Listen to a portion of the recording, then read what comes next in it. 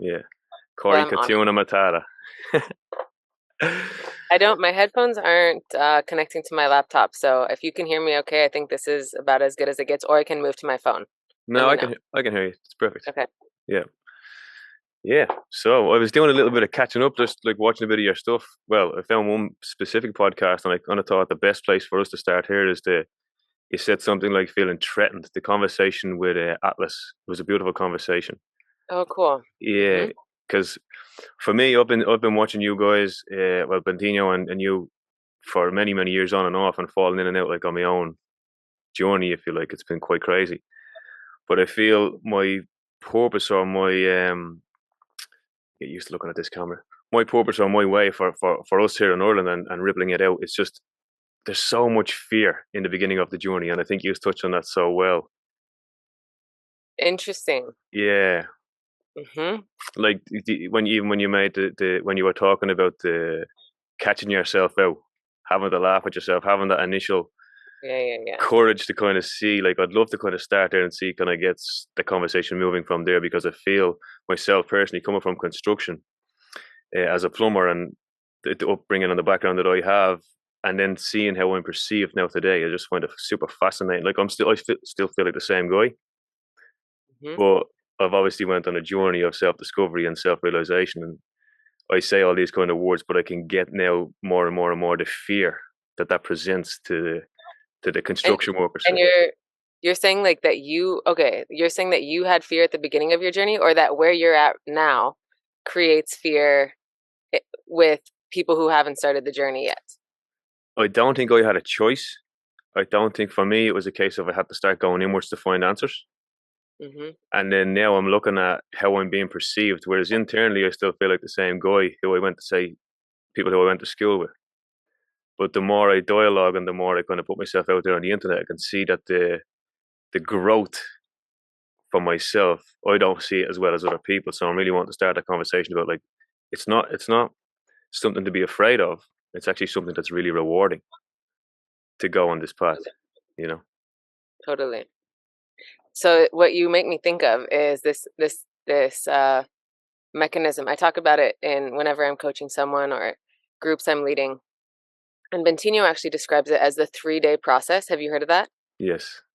So, but there's another sort of model that I like to use to sort of make it real, make it feel visual.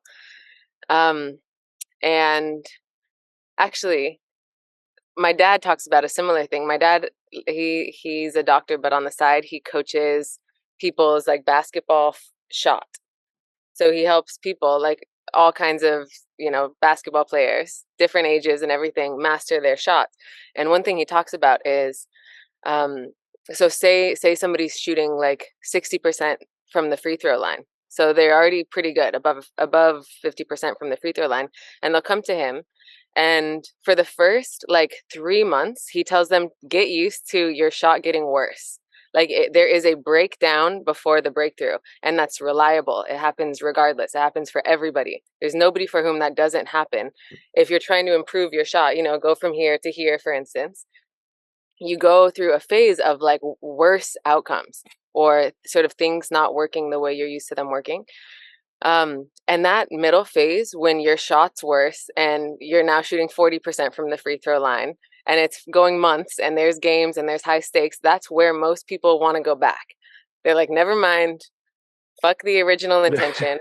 Where I wanted to get to 80%, like, never mind that. I'd rather go back to 60, not worth it. And so he will tell people, he's like, you got to sort of sign up in advance for the for the dip, because it's worth it in the end. It's like keeping your eyes on the vision, or what Bentino would call the day three, keeping your eyes set on that day three, even though the day two is going to be the test. Yeah. That's when you're going to be like, never mind, this is Yeah. not what I signed up for. Yes. So maybe that's kind of what you're talking about. Totally resonate, and I see like that as the arrow, as the going backwards. So it's like I see that the depth. I just brushed up on it on one of my favorite from the Mirror Talks, and just to listen to again, because I listened to them when they came out in 2020. The way he talks about emotional intelligence, it's so like it's miles. There's such a big gap, and I've seen over the years Bentino kind of attempting to address that gap, and it's wild when the world is in so much need of enthusiasm and the opposite energy to fear, and yet there's still so much fear about going inwards, or there's still so much fear about dropping the ego, there's still so much taken personal. When you're confronted, like you and Atlas had that conversation, and it was just so grounding for me. And it's just such a, like, that level of presence is what I seek, and that's what I want to cultivate in all of my relationships. But it's just from looking at my country as a whole, it just feels super suppressed. Just in my own observation of it, it feels like What do you see? I see begrudgery. I see really happy people, really happy-go-lucky people, but at the same time, there's so much fear or suppression. I just feel that comes from uh, a few hundred years of being overruled by the British or whatever like that. I just kind of sense that because a lot of my awakenings happened in Australia. So I had lots of realizations, stumbled across podcasts 10, 11 years ago out in Perth, Australia. And then when I came back, it's like I plugged back into something and there was a whole other journey I had to go on. I wasn't You're in anticipating. Scotland? I'm Oh in no, Dublin. Dublin, Ireland, yeah. And you're Irish? Yes, yeah. Interesting. So I'm aware that like countries sort of tend to have their own sort of collective consciousness, but I don't know anything about Irish collective consciousness. So it's interesting to hear that you actually can sort of sense the like the texture It of truly where you are. fascinates me. It truly fascinates me because, like, if you look at some of the stone circles and some of the astrological, like, doorways for the sun beaming in a certain tombstone on the 21st of December, and you see, like, just to drive around the place. It happened after I had Australia's experience. I came home here and then I acted a little bit more like a tourist as before I took it all for granted. So then you're looking at so much mysterious stuff, but yet nobody talks about it, or you can't really trust what you are being told. So it actually fascinates me, and I often say that the mystery is in the history of this place, you know. Mm. And Australia feels so open, and I'm assuming that has part to play that I have no history there. So obviously that has a component to Australia, but it just feels such like a new country. It doesn't feel like it has that much history, and it's so spaced out, and there's so many tropical, you know, animals and different things flying around that it's just different, very, very different. So yeah. You know what I think is cool, just listening to you, because from what I understand about you, I watched some of your videos, is that you had your own, like, you had your motorbike accident, no? Hmm. And that got you sort of into the, um, like the cycle of Western medicine. Yes. And then and which had like its depression and everything. And then your spiritual process, your journey sort of came through that. So it's been totally about your own awakening. And my impression now, the fact that you're sort of tuning into Ireland and like the people around you, and you're like, holy shit, there's fear. Like there's this web of suppression and fear on top of everybody around me. To me, that feels like or sounds like you've sort of like filled your cup. You've sort of gone through your hero's journey, and suddenly now it's like your eyes become generous. Like instead of like doing the necessary work to Hmm. fill yourself up, now suddenly you're like looking out like, whoa, whoa, whoa, whoa, we've got work to do. And this is where I think leadership starts. Like real, Yeah. historic leadership can start, is where like a transformation happens internally, and now you see the gap that surrounds you. Yes. And then I see, and then that's what I can resonate where you guys are doing this, like saying something like global awakening, because I know we can't wake anybody up, but then the world seems so crazy. It seems so like the gap almost seems to be getting bigger. I don't know if you want to talk to that a little bit, because you've seen and done so much with regards to retreats and bringing people in, and even in spirituality, we might talk about that a little bit as well. Like even in spirituality, there's so much bloody craziness. So on that journey, I don't know whether I was filling my cup up in that way, because I definitely didn't feel like it, but I kept finding myself going from one extreme to the other, from like a rogue with a rebel with no cause to lost and confused to super spiritual. I'm like, I don't really belong in these circles. This is not really my space. And then it kind of goes to marrying the construction and plumbing and bringing that all back to like self awareness. Like we Hmm. need to become aware of what we are. They don't really teach us this in school. So yeah, my journey has been mainly going back to why don't they teach us this in school? But then when you look at the world, like I pretty much live in a bubble. So I don't really listen to the news or watch media or buy newspapers or stuff like that. But when I do hear what's been said, I don't know what I feel. I don't know what to think. It's like the gap seems to be getting bigger. I'd love you to speak to that. I wonder, like, okay, objectively, true. The gap is getting bigger. That's sort of undeniable. And I also think something else is happening. It's like as that's rising, something else is also rising, which is like I don't know if it's because of technology or because there's like actually awakenings happening all over the world. Like why is it that you and I are talking right now to people who would otherwise have no business talking to each other, and yet there's like and with the help of technology and law of attraction, Mm-hmm. um, there just seems more potential for like non-linear um, like wormholes or like Yeah, quantum loops or just weird potentials, unlikely events, mysterious up leveling. So and I feel like I see proof of that. Like I see weird evidence of like people who I haven't talked to for 20 years, like grade school friends who suddenly find me through somebody else on Facebook, and they have some epiphany and now they want to grab coffee, and it's like that would never otherwise happen. Yes, maybe the gap is getting bigger, but it's also like it's all how like your case is a great example. Extreme suffering can cause extreme motivation, like breakthrough energy. mm. Without the suffering, without your depression, who knows if you would be on this path? What if things Yes. just went great for you and you just had a nice life and you were making good money and could keep going on your bike and had a good family, Mm. maybe you wouldn't be such a seeker. And I think that's kind of what we're also seeing. It's like more suffering, more anxiety, more weird political contention, and that like catalyst also creates an opportunity for enlightenment that non-catalyst doesn't, or that ease and comfort doesn't. Totally agree. The comfortability trap, and that's exactly where I was going with, like with the high school friends and different stuff. Like people coming out of the woodworks. That's the main reason I'm doing this, is to kind of have conversations that people can listen to in their own time and have those little epiphanies and Nice. those little light bulb moments. Because it is super scary. Like I'll go to the fear that's in me or prevalent in me at the moment is kind of I'm very mindful of what's out there, even though there's nothing out there. But when you're listening to, because spirituality is kind of taken off here in a sense, and there's lots of wounded healers. I definitely feel that was me, and probably is still on some level. That we realize something, don't want anyone else to suffer subconsciously, so we're trying to help everybody. Then you have all these people trying to help everybody that are still very much in their own journey, and then Yeah. running circles and going on breathwork journeys. And there's just times where I'm like, I don't know whether I'd let you take me on a journey, or whether I want any more of you guys to even, like, I don't want to go on a journey with you guys. And there's so much distortion then creeping into the spiritual space, I see. So I'm very mindful of what I'm letting go to or what I'm trusting. And it's kind of like, if you look at some of the ancient teachings would say that it looks like a mental health crisis or psychosis can be, a shaman would usually take you in and kind of nurture you through that. But I feel very much that I've been nurturing myself through a lot of that. So it's been a lot of, that's where the turtle comes from. A lot of like, put my head out of my shell.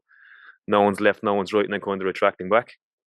But it's actually led to so much more embodiment of who I actually am, which is going to be the fundamentals of what I'm teaching people, is to just be yourself authentically. Nice. And it's wild. It's wild. And I've seen over the years, I haven't seen too much of Ben lately, but I've seen, I don't know whether they'll use the right choice of words here, but he can kind of get a little bit frustrated with some of the questions or some of the stories, because I see that, I relate with that. Because if you're in the work, how are you still so victim orientated, or how are you still so stuck in your stories? I don't get it. Wait, say that again. So how he can get frustrated with people he's working with, I'm or projecting. say again? I'm projecting that. It's probably not entirely true, but I definitely can resonate with that if it is true. Because it's like sometimes you just want to shake people, like not people who aren't on the journey, because that's everybody's on their own path and everything will happen as it's divinely supposed to. But when it creeps into spirituality, or when it creeps into rooms where it technically shouldn't be there, I find that quite interesting. Where what specifically shouldn't be there, like the victim consciousness? Yeah, and there's so much storytelling and there's so much deflecting. That's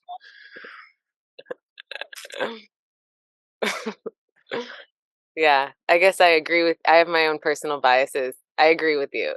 But but it's like exactly like you said, like everybody is at their own level of, it's just like this, it's like everybody has their next level. And it's kind of this triangle where everybody has their next level, and everybody's next level brings them a little closer to um unity or self-realization or freedom or um purity, clarity.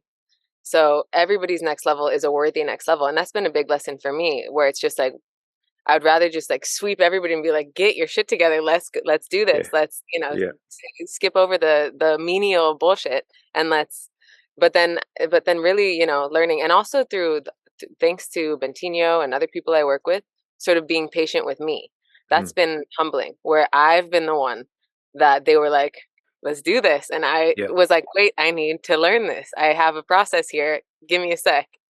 yeah, And, and so just sort of seeing that from the other side, where I appreciate someone's patience in my up mhm. leveling, has given me more patience with everybody else's, being Totally, where they are. I totally get that. That's why I'm saying it here because I totally objectively I understand that, but I just wanted to I want to kind of touch on a few of these points because I do want to challenge so much as healthily as I possibly can. Hmm. And Bentino touched on that before as well. Actually, it's the like he said a couple of things that was really powerful. Like, how do you lead people that don't know they need to be led? That's a very powerful statement, I think, and it correlates with that as well. Like, yeah, it's super interesting. Yeah. And then that's where humor and joy and because I see in this country specifically, I don't know whether it's just in my world a lot. I see a lot of anger towards government, which I totally get. But you become what you think about in lots of ways, and in lots of ways, as much as the heart seems to be in the right place, it's pushing a lot of information that, or marketing almost a lot of information that you don't want to see more of. So you're kind of getting behind and rallying, and that's what you guys were talking about today. When I listened again, was the anger. I didn't listen to all of it. I got about an hour in, but it was that whole be like a baby, and you were like, yeah, we can't just go around being like a baby. But the essence of what he's saying there is that I don't know. Like I took a lot from that in this moment, Nice.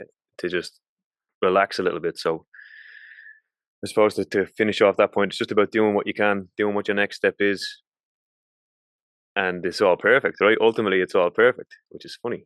Yeah, That's the big joke in the end, huh? yeah, yeah. What is God? When you say God or consciousness, is that the same thing? What is God for you, and what in those realms of, say, I don't do much of it, but if you do a breath work or astral or stuff like that, and like negative or dark forces are different. I remember Ben before in a different, wildly different scene saying something like little entities dropping in thoughts that you then think are your own.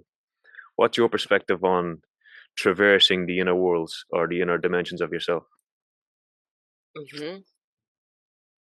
Well, I guess I've always seen this a little more um like psychologically. I have a little bit more of that sort of angle with these things. um so like the topic of like entities, negative entities, or negative influences and that stuff, that does ring true. But I the way I interpret that is just like how you were describing the collective consciousness of Ireland.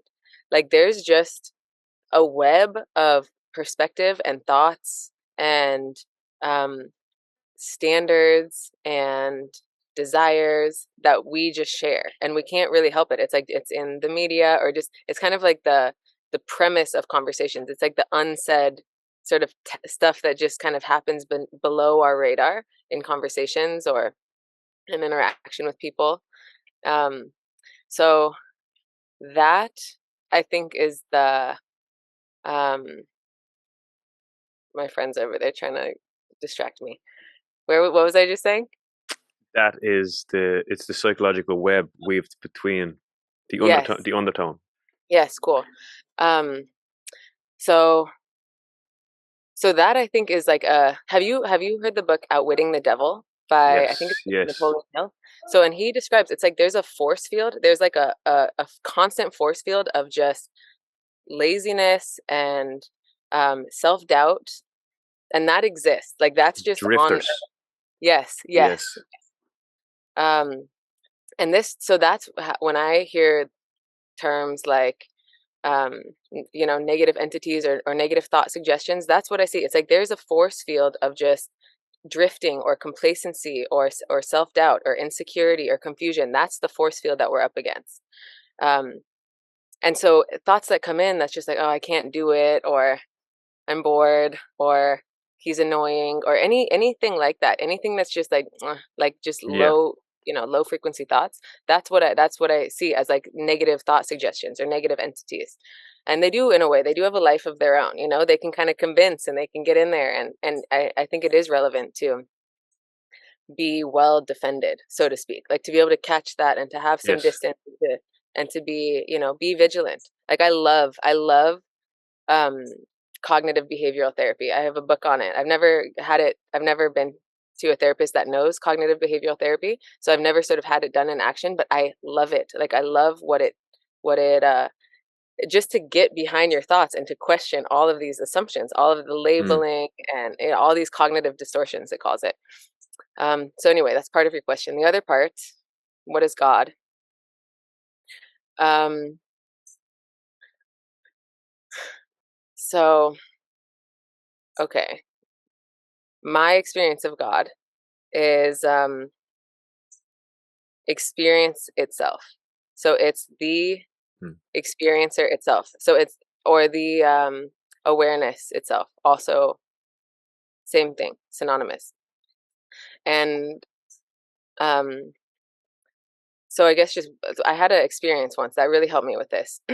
I was like seeking, penetrating, like, what is I was dealing with a bunch of stuff. I was confused. I was like in a confusing situation.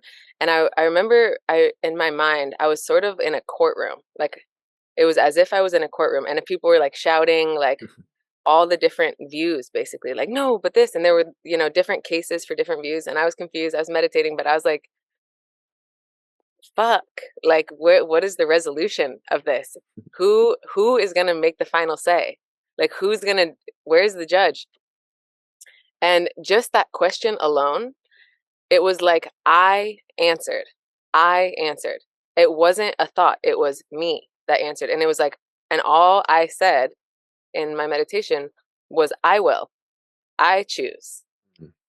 That was it. And it cleared the noise. It was like, oh, I. It's that simple. It is the one that is aware. It is the one that has the context. It is the one that is experiencing. It is I.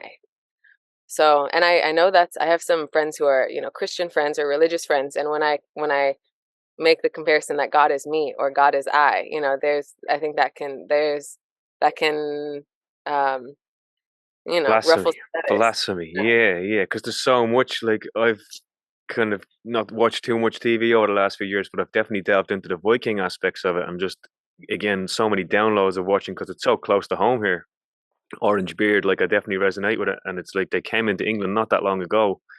And I know it's a series, but when you look at gods versus God, and I'm trying to kind of piece that, taking what I learned from that and realizing that it kind of is all the same thing. Is it just using different words? Like your God covers all these gods, whereas this, and then fighting in God's name, like it's been so wild. Like it's just been so wild. Yeah, I love that. I love that because that's where I'm at in my journey right now. Is kind of what am I letting go to? What am I embodying? To me, I can get through it all the time, but like going back to those negative thought patterns, it's like you got to build your discernment muscle there, right? Yes, Make big mistakes. time. Yeah, spiral down. Oh, and it can go this way, and then when you catch it early, and then you recognize that it's food related, or sleep related, or caffeine related, or alcohol related, or So true. yeah, we always want to kind of And having some grasp on the self, or I don't like using these like the spiritual terms so much, but for me, I without attributes, I without what I think, or I without what I'm feeling, or my identity, or I without Cory, like just go back to the one that is aware, without opinions, without needing it to be like high vibration or low or any, just actually awareness itself. Like it's so Yeah. still, it's so having, and it's so accessible. People way over people just make this like hard and far away, and like for only the like monks Yep. in the mountains, and that's not for me, and at best I can just count 10 breaths without thinking about something else, and that's totally bullshit. Like anybody can lock onto the awareness of awareness itself. So but having that glimpse or having that access simplifies this so much, what you're describing. Like being able to raise your vibration, or being able to have discernment with negative thoughts, just having the option to do none of it, and to just be awareness itself, and to just be in clear, empty, open, awareness, existence itself, the I itself, makes it gives it retracts your tentacles from whatever it is that you're experiencing. So just having that access to be able to sort of zoom out and then come back in simplifies the whole discernment process. It makes raising your energy like an interesting hobby, as opposed to like painstaking and excruciating and hard, and like it relieves a lot of the suffering of the journey. That's it. And then listen to the body. Like my body's communicating with me as you were speaking there. Like I genuinely feel like I'm rattling out bits and pieces as you were talking.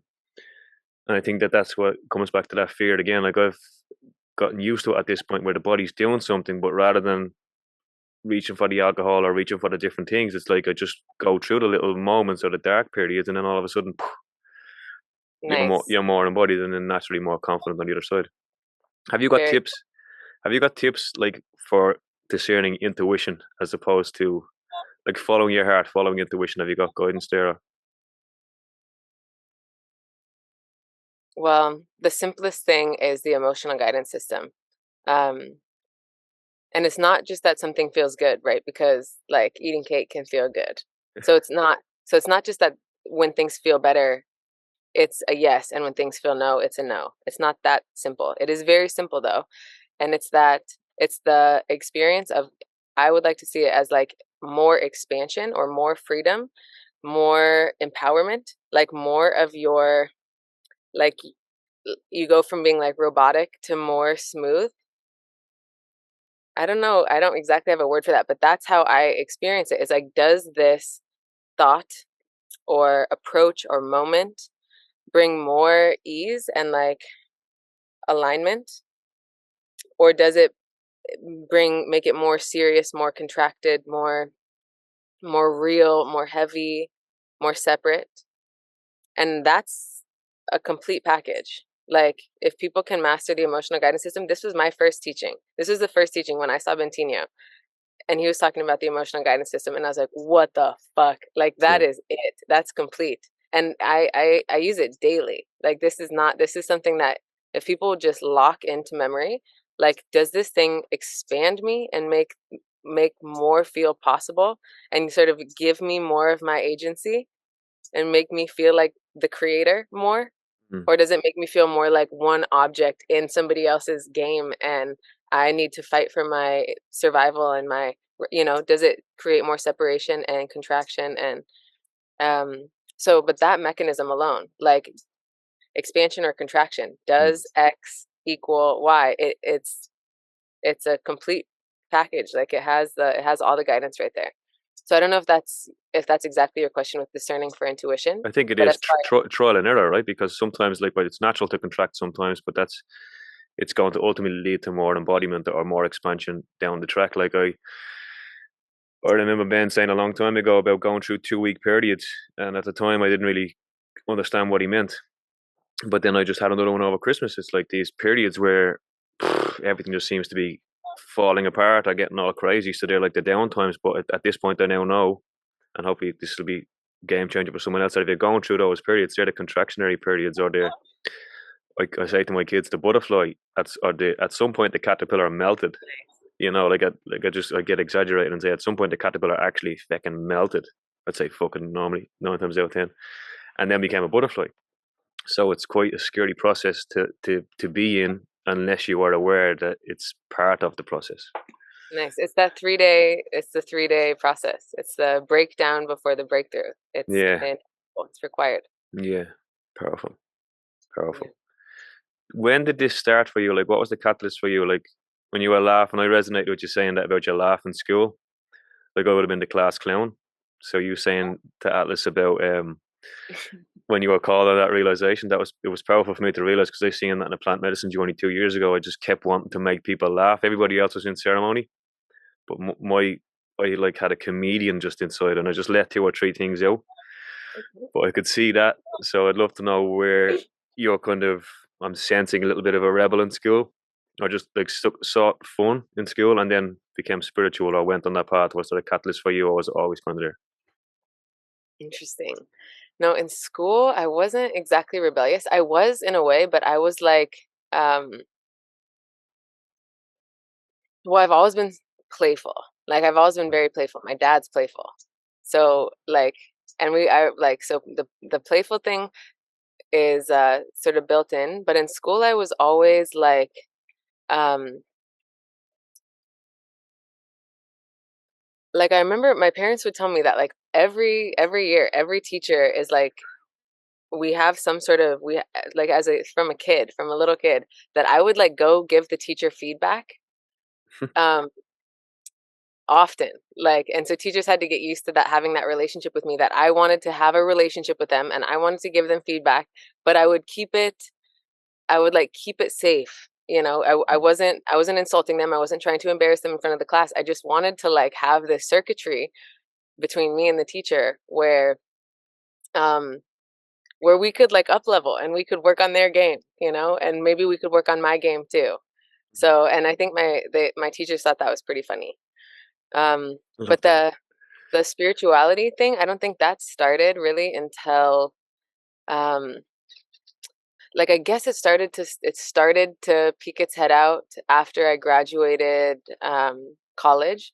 Um After I finished university was when I was a graphic designer at this company, and this like cool tech startup company, and I started the culture squad. And the point of the culture squad was to have people, it was basically to reduce turnover and to improve retention and improve morale. And I was kind of experimenting. I was just reading a bunch of stuff. My passion was just to figure out how to get the best out of people. Like really how to have me reach my potential. I was like fascinated with intrinsic motivation, like how to have an environment pull the best out of me and how to pull the best out of the people that I was around. So I just was like researching a ton of stuff, trying different stuff. The founders gave me permission to start this culture squad. So we were like playing basketball for lunch, and we were having these we made an orientation thing, and we had different like feedback systems. And eventually I realized that nobody really wanted what I wanted. So I was kind of like, I had this high goal for our morale as a team. And I always had that with teams. Like I love being on teams. But and like wanting us to become this well-oiled machine. Like I always was looking for that. Like where can I find the people who want what I want and who are committed and who can get through hard things with me and who can take feedback and give me good feedback, and who we can like become more and more of this well-oiled machine together. And I just realized after about a year that they thought I was darling. Like they thought it was fun, but they didn't take me seriously. They didn't want what I wanted. So, so it was sweet. I left. They were super supportive, but that I was pretty clear. Like I'm still looking for this. Like I am seeking people who are down to do the work with me. And I didn't even know what. Like I thought it was like empowerment or team building or whatever. And it wasn't until I found Bentino, and it wasn't until after like a year or 2 years of following Bentino's teachings and hanging out with him that he finally taught me. We did this 2-week meditation container, and I finally had a glimpse of self-realization, and I was so mad at him that he didn't show me this earlier. It's like, how did you let me hang out with you for 2 years, and this is like the most important thing I've ever found, and we were just doing like relative empowerment stuff and talking about the emotional guidance system, and he was like, you wouldn't have been drawn to this at all if that's what I was talking to you about when I first met you. So I appreciate that, I was so grateful. But I didn't really understand, or I didn't even know really what I was looking for until a couple years in with Bentino, and it's like, oh, Yeah. oh, Yeah. gotcha. That's what's important. Yeah. And then you pieced it all together with the back and forth with the school teachers and all that kind of stuff. Yeah. Yeah. It's funny, even if you're early on in the journey, when I heard it'll all make sense down the track, you're like, yeah, no, it won't. But the more I So go on this path, it does really start to all piece together. Even the construction piece, I resisted that for so long. I found network marketing and all sorts of different stuff. But there's a thread going through it all. That was the leadership thread or the speaking thread, or there's different things that I can see the resonance. I wasn't actually drawn to the company, but that was a stage and phase, or a way, like just what Pentino looked at. So he says, and I love this teaching, is the higher self, or whatever it is, kind of guides your personality to the next step. But it knows exactly. it knows the next view, but it knows you won't listen if it jumps any steps. Exactly. That's kind of the humility of teaching, I think. Yeah. And I also think with you and the people that you're around, and you're aware of the suppression and the fear, and it's like just being able to sort of humble yourself, Yeah. because you can see this much potential, but then just to be like, here's what we're going to do. Here's what we're going to do Yeah. today. We're I've just been going to getting work that on wrong. Yeah. Yeah. 100%. I've been scaring people. Like I've calmed down a little bit, but in the network marketing days, and like up till a few years ago, I was really realizing that I think I am a little bit visionary or clairvoyant. Even maybe I never used that word, but I can see timelines. But it freak people out by sharing it, and Yeah. it can still happen sometimes because I'll just get excited. But yeah, Nice. do you think there's layers to presence, or there's just presence? Like more or less present, do you mean? Yeah, yeah, I kind of feel there is myself, but I'd love your take on it. I guess so. I think there's a spectrum. Yeah. Like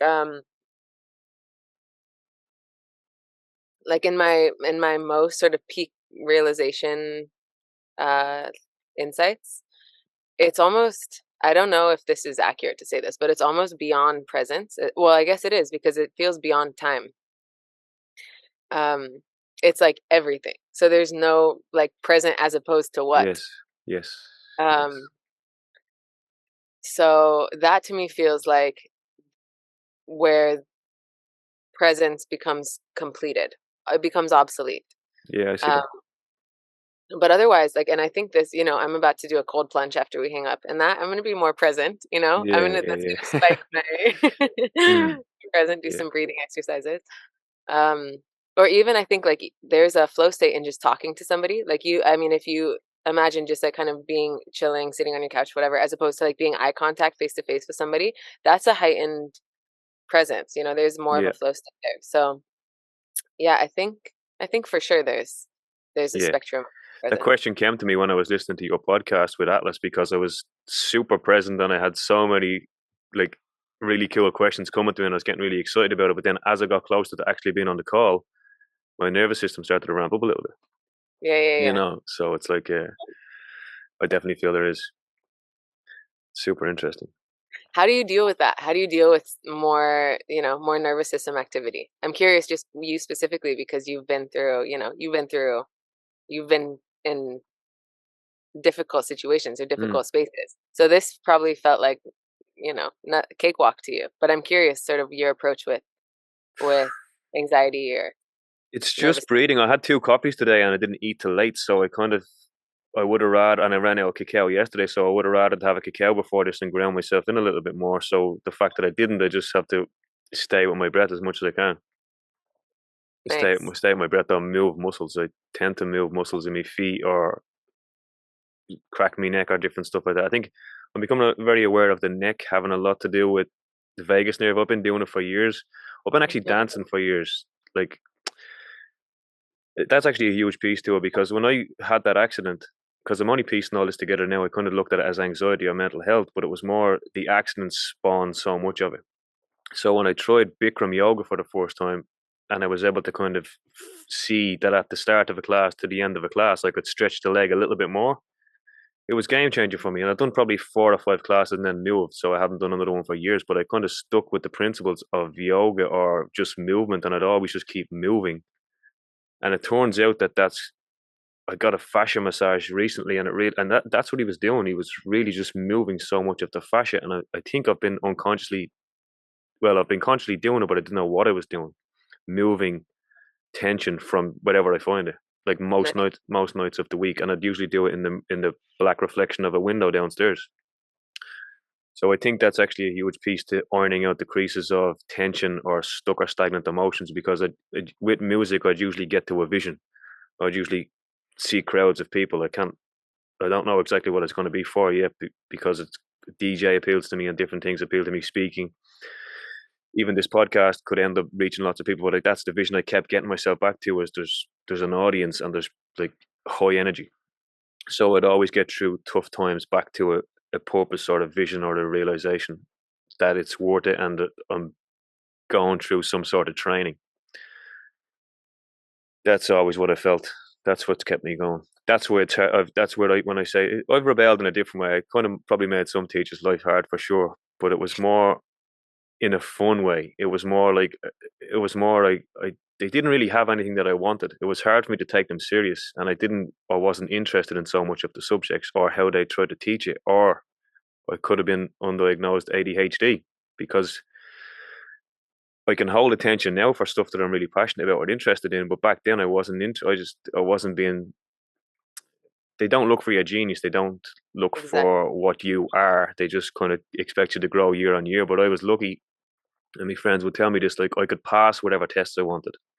So if it came to a test, I just studied the night before and go and get it done. So school for me, I I don't feel like I needed it. So that's the rebel in me. And then when I start getting that dancing and those visions, I'm like, something's guiding me that I can actually start to trust more of the time. And I don't know whether you do you use the word soul. Sometimes. Would that be similar to higher self for you, or what would be the distinction, like for let's say ego, soul, heart, higher self? Like, can you discern each of those, or are they kind of all just pointing to energies of and bringing you back to alignment? Though, what way would you describe those? Interesting. Higher self, I feel like I have such a specific relationship with my higher self and with someone's higher self. So I see that as almost like my optimized version, or actually what I see it as is my future self. I actually see my higher self as my future self, maybe in hundreds of years, like in not just at the end of this life, but Hmm. um so like with all the context and with all the spiritual development, um there, like I actually see that. And I went to a Joe Dispenza retreat, and he sort of confirmed for me how possible this is, how real this is. um that now in a meditation you can sort of have a memory and feel yourself there, Hmm. how that actually is bridging, how that actually is connecting time. Like you are actually informing both directions. There's real communication happening Hmm. between you then and you now, both in the present moment. So I see my higher self as just like direct access to my most uh my most developed sort of future version, and it feels really real. So that friendship or like that connection it has almost a frequency for me. It's what I meditate on often. um and you asked heart. I have an interesting relationship with the heart right now. So I've been balancing love and wisdom. So in the heart, I always used to say follow your heart, follow your heart, follow your heart. But there is a there's well, the heart lacks wisdom. So the heart is now, and it's passionate, and it's ready, and it loves, and it's I would say for 99.999% of situations and people, follow your heart. And there will come a time where where a heart without balanced wisdom, I mean, actually people can see this example easily in relationships, like sticking with a relationship that because you love each other and you're passionate without the wisdom of like, is this my path? Actually, am I true right now? Is this honest? Is this really what's relevant for me right now? Or am I just like so in love and so compelled and so drawn to a potential or to what's possible that I'm sort of unable to balance and maintain oversight and have wisdom. And so anyway, so for me, I'm less following my heart. I think I've been following my heart my whole life, and it will never go away. I will never stop. But I'm incorporating more wisdom. Yeah. Um, you said higher self, soul, the soul. I don't have too much of a relationship to the soul. I think I would use it interchangeably with higher self, but it somehow when you said it, it feels more like like the like connection with in Avatar, like Mm. the how they like connect their hair to the tree, and there's somehow to me it feels more like spirit. It's more like what connects us, but it's with nature, and um it's like the life of Earth, and it's within all of us. I feel that I have more of that feeling when I hear or feel the word soul. And What about you? as you said it there, I think it's integrating, like maybe the higher self is like in human form. So I think I've got a personality self, and then I've got a soul self. But when you said higher self, I just listen. It's the feelings for me. That's why I love asking people like you, what do you think? Because it's very, and that's what I want to get across here is that words are hard sometimes to describe what you're talking about, because I've lost people with words so quick. But you can give other words, but when we take words so rigidly, it's difficult. But for me, it's about landing my soul and my body, or integrating my soul and myself. Nice. And I think Like that's that. similar to what you're saying with the wisdom and the heart. So you could probably use that interchangeably, But Nice. it's getting rid of the not getting rid of the ego. I'd never want to get rid of it. It's getting rid of the noise or the lack thoughts, as Bentino would say, or the separation. And that's the big piece. That's the big piece in so much of my curious brain when it looks at religion, or when it looks at spiritual circles, or when it looks at different things. It's like unity. Like if you're not practicing what you preach, if you're making your fellow neighbor across the road wrong on any level, like just live and let live. Like why can't we just live and let live? Yeah. Nice. Yeah. How do you see the trajectory for the global awakening project, and everything that you do there? Are you seeing it coming along leaps and bounds? Do you see the goal? Like, what's your thoughts there? Well, I guess where I have the most, like where my finger is most on the pulse of this is in Bentino's program called No Limit Society, NLS. There's a few hundred people in there. um, and that's where I can see, like, I guess that's where I just get the feel of what's possible. You got And this. yeah, Mhm. truly. And also to see like where they've come from, and how quickly the it's like,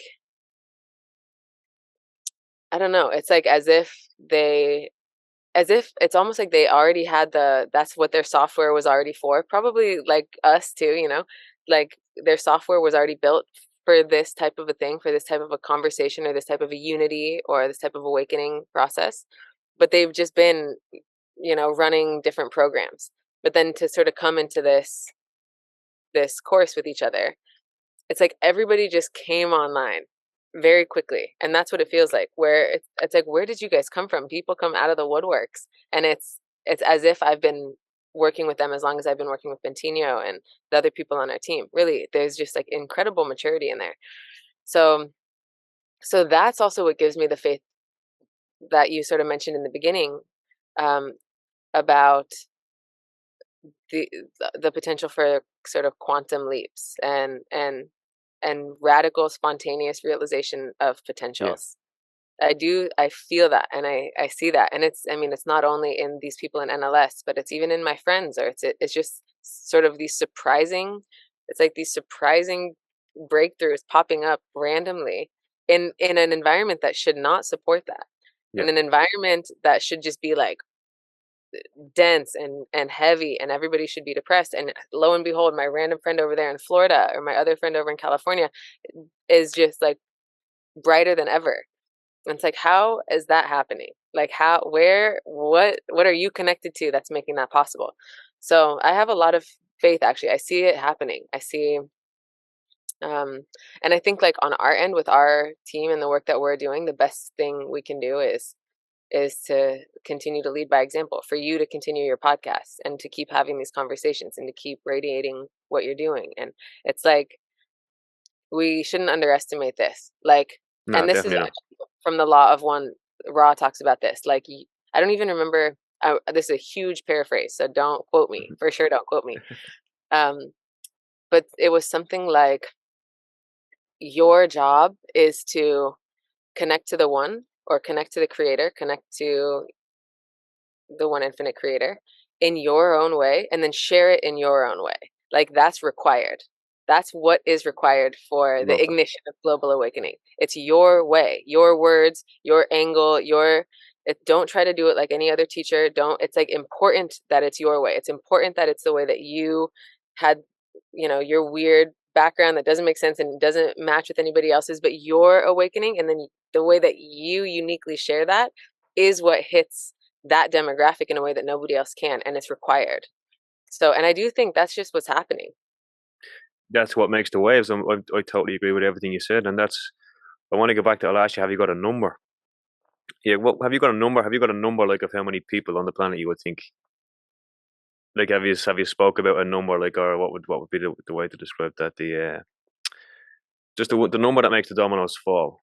Oh, like the 100th monkey effect kind of thing. Yeah, like per million, or even if you would look at a million souls. Like, I look at this country, it's got 5 million, approximately 5 million in the Republic, probably 6.5, 7 million in the whole island.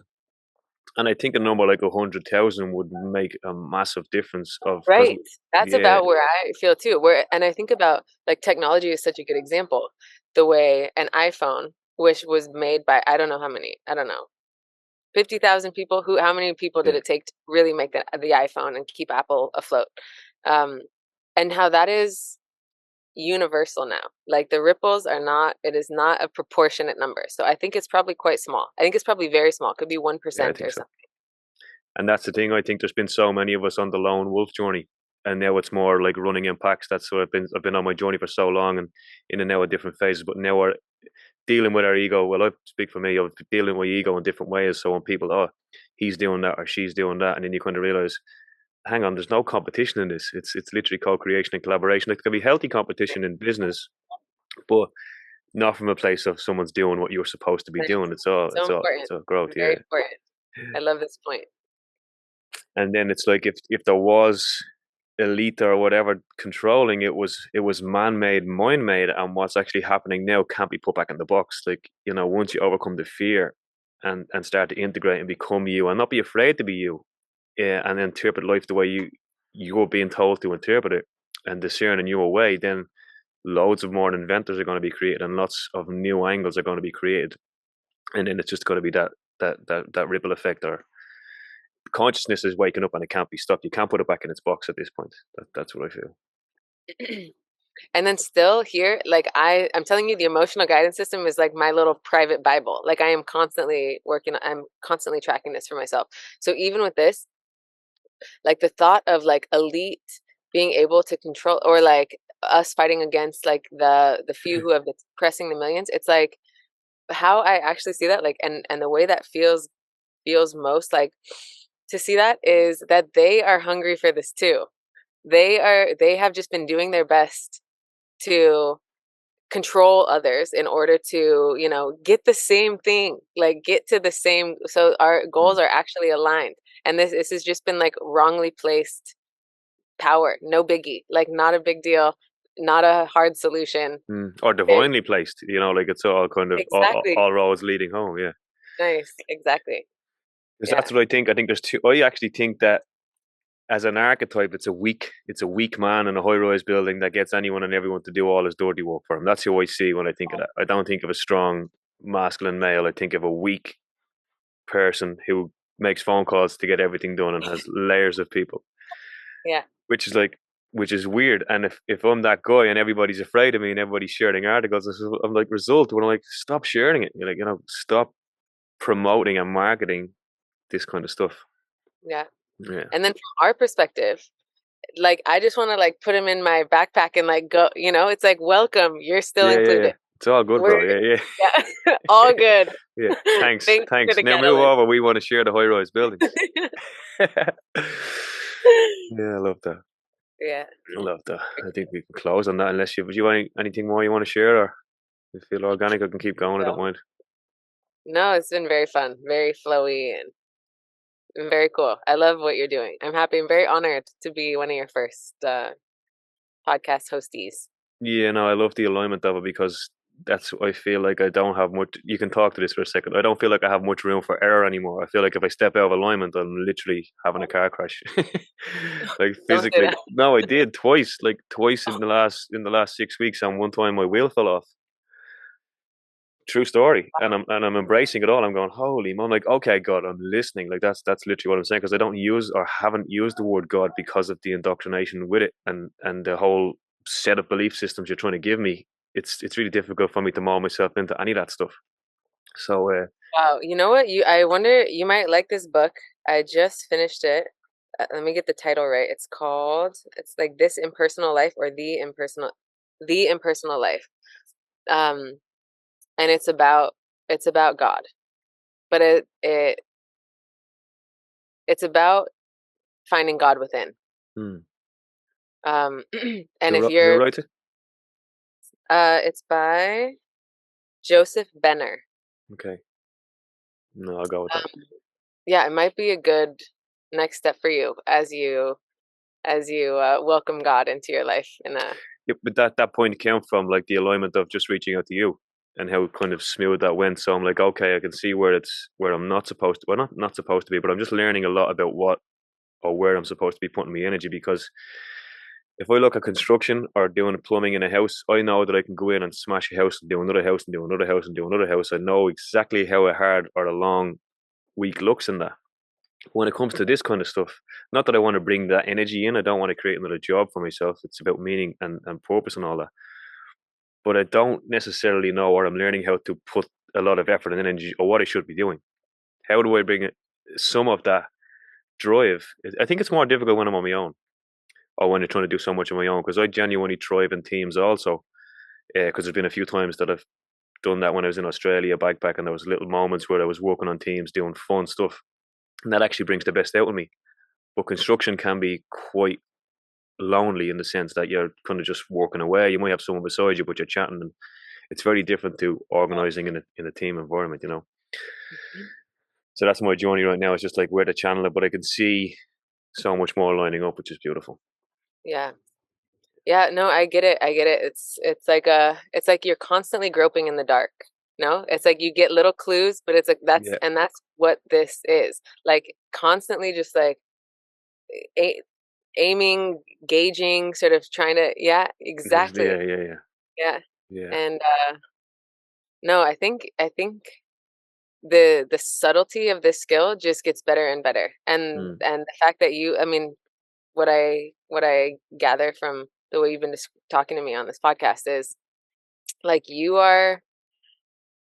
this is sort of the main nature of many of the questions you're asking is about that discernment and like how to know where to go, basically. How to discern guidance from like, yes, this way, flag, good direction, keep going, versus distraction or temptation, or and I think just having your intention on that discernment, on the mastery of that skill, it's going to be quick. Like this, it's just we're just used to being gross humans who like use our five senses to navigate the world. And as you're just like, you just got under the water where it's like, oof, shit, now I got to listen to God. Now I got to listen to like the invisible directions. And it's a new skill, but you'll learn it fast. You're already clearly following it. Well, that's because I've created a blueprint that I'm going to really start sharing more with the world. And we all know that we're either nurturing our conditioning or our consciousness. Conditioning is mostly automatic and programs, and that's where a lot of the work is, chunking that down to what's helping and what's hindering, and Nice. building that muscle. Yeah. Sweet. Beautiful. Do you want to share and promote your the light is the way, or do you want to share and promote? Will I just put links in the bottom of this, or do you want to talk about anything that you have coming up? Or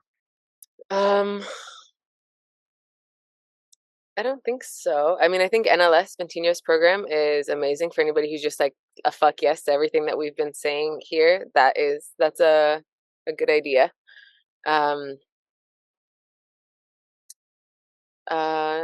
The Light Touch is the organization I run with my one other friend, but right now it's mostly for women, although this year we're going to do some stuff for men too. So it's called the lighttouch.us on Instagram. yeah, But perfect. Now there will be some women listening to this for sure. Probably it's unfortunate, but there's more women in the space, and even I honestly observe more courage in women. I think it's because maybe it's a better feeling or something, I don't know. But even in some of the protests or some of the things that's going on in the world, a lot of the voices that are most loud right now are women. Interesting. Yeah. No, well, I'm glad. I feel like you're definitely filling an important demographic. I hope you continue. No, I I really won't want. stop. I can't stop. Good. Yeah, beautiful. Bye. Thank you so much. Yeah, thank you too. So nice to meet you and talk to you. Yeah, it Appreciate was. Yeah, enjoy your cold plunge. it. Thank you. Cool. Peace out. Bye bye. See you, Johnny.